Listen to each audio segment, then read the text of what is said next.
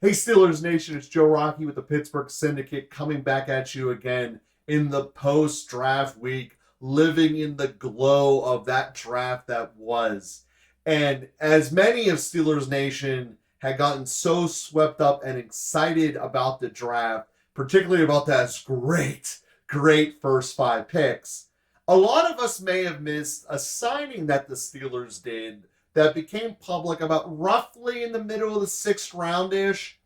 And what the Steelers did is they went out and signed a dude named Chandon Sullivan.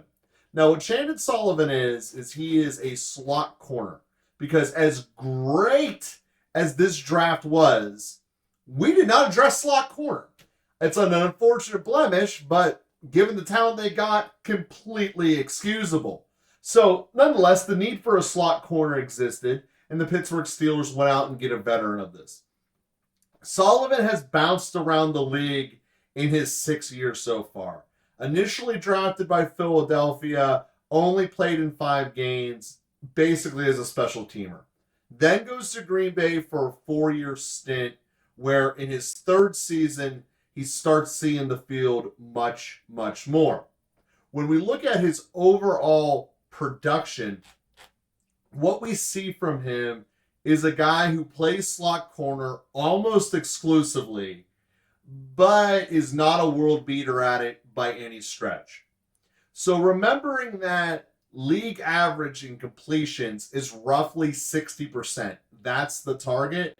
In the last 3 seasons, Sullivan has led up greater than 67% each time, with a quarterback rating last year of being over 100, which is really bad as a defender, and that's kind of where he's at.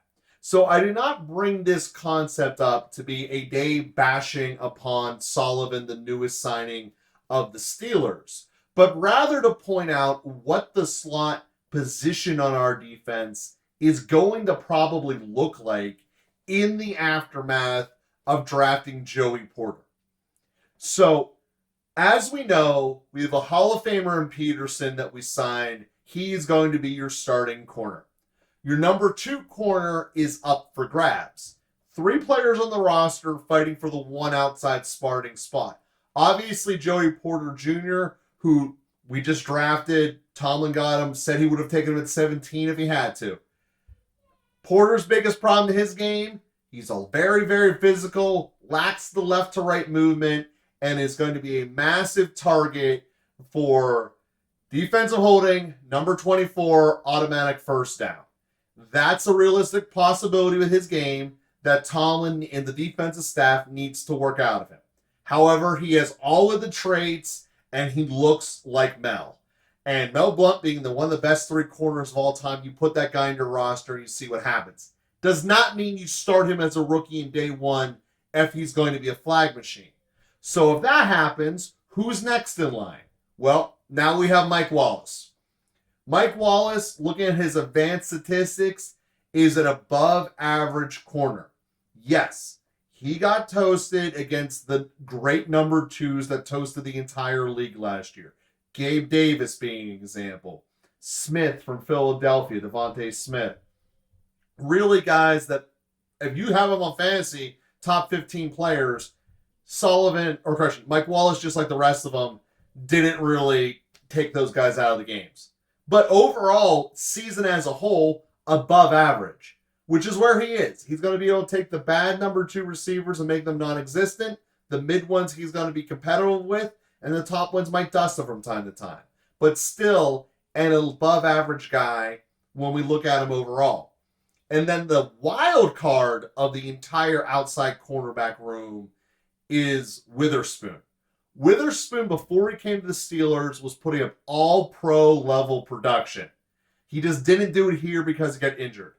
So with this being the offseason of the Steelers overcoming and not caring about injury, you have a true potential all-pro that you could be throwing out there if he does come to pass.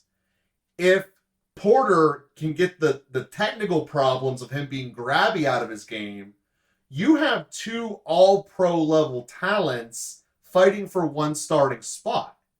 Well, the reality is that you have 3 quality guys, assuming Witherspoon is healthy, and assuming Porter can get his grabbiness.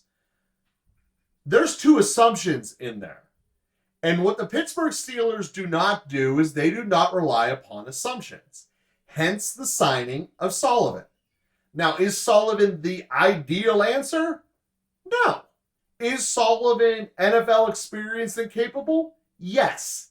So what Sullivan really is he is an insurance policy if either Porter or Witherspoon does not win the outside job, and neither of them are capable of being on the field. Porter being the grabbiness, Witherspoon being the health concern. But if they are able to be on the field, well, now we're looking at moving Mike Wallace possibly inside, the other one of those two, and you have an ability to cover the field that basically isn't heard of in this league.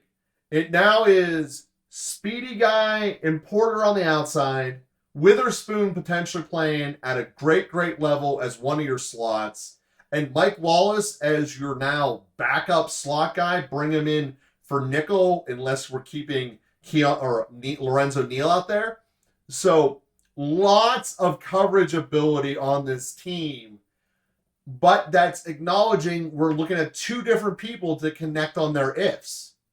Sullivan helps the Steelers from that problem happening. And the ability to cover helps the Pittsburgh Steelers in a way that is really hasn't happened here in a long time. I mean, this right now, even if only Witherspoon or Porter is really able to play, this defense is probably the best coverage defense since Ike Taylor and Troy Polamalu were on it. That is the fact of life where we're at. This puts the Hayden teams to shame. Because we look across the board, Peterson's better than Hayden was when Hayden was here. Porter could be all-pro. Witherspoon could be all-pro. Wallace is above average. You know, you look at this across the board, and not to mention Minkah can cover everything, just like Troy used to. There is potential for this team to have great coverage. And who is the real beneficiary of this? TJ. And anything you do to make a future Hall of Famer's life better is always good. Because one of the things that hurt the Steelers' pass rush last year was the fact that quarterbacks were getting the ball out so quickly. And the way that you keep teams from throwing the ball quickly on quick wide receiver screens is you play press coverage. Because you don't throw a screen pass to a guy who's already blanket coverage at the line of scrimmage. You're inviting a jump ball at the line of scrimmage that's easily an interceptable pass. This is not what the NFL does.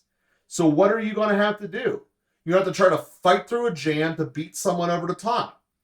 Well, if you have capable jammers, which the Steelers now do, you're not getting a clean release. Which means instead of getting the ball out in 1.5 seconds, which teams were doing against TJ, you're now sitting for 2.5, 3 seconds. And that is well past the amount of time that it takes for Watt to bring into the field. So we have one of our commenters talk about how, age of optimism. This is health and optimism season, right?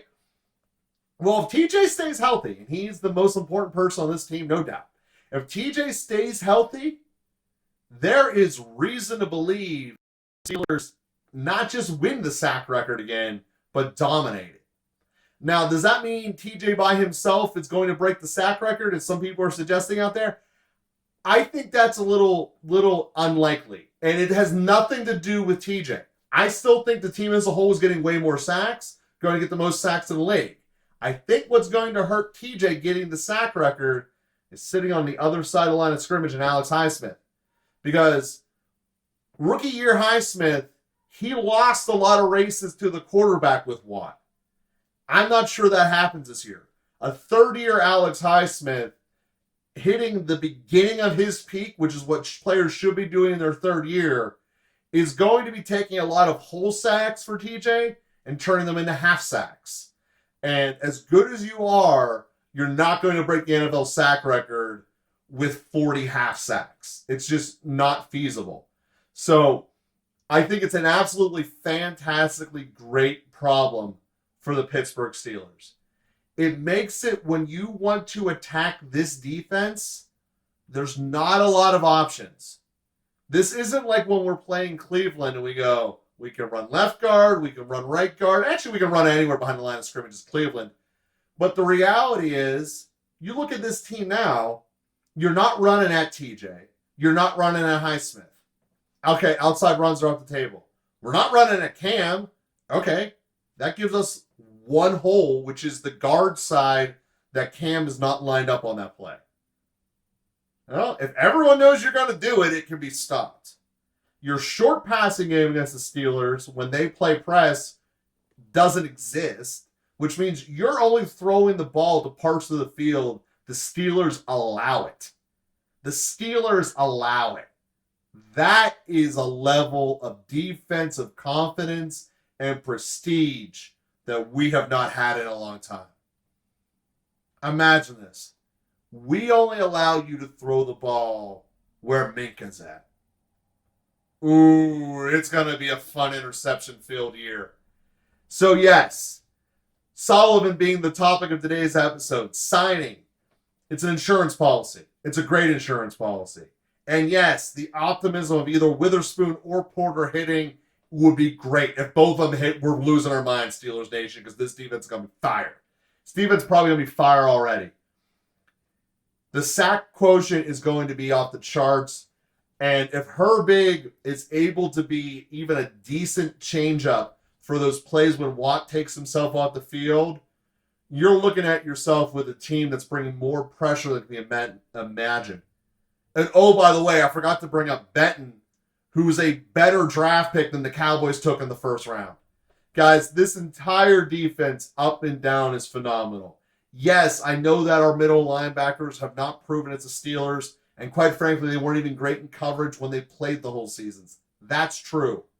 But it's a whole lot better to be good in coverage whenever you have TJ in front of you.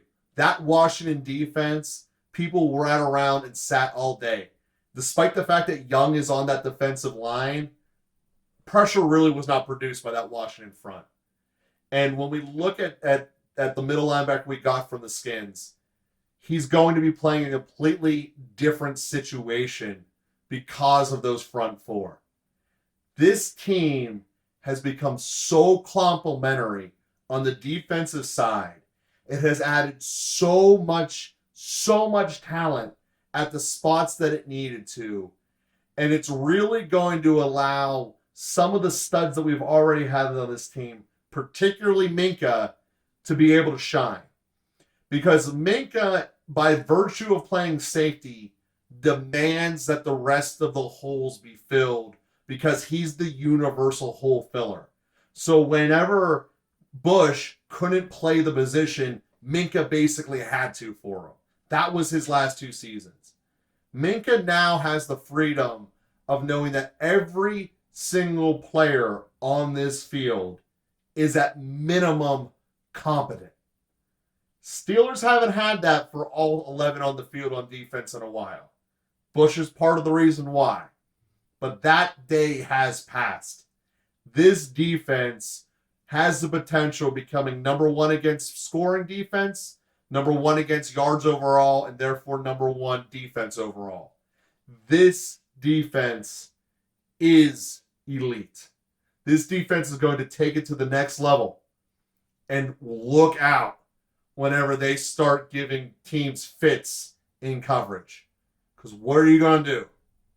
You're going to force the ball into a tight window, or you're going to get sacked.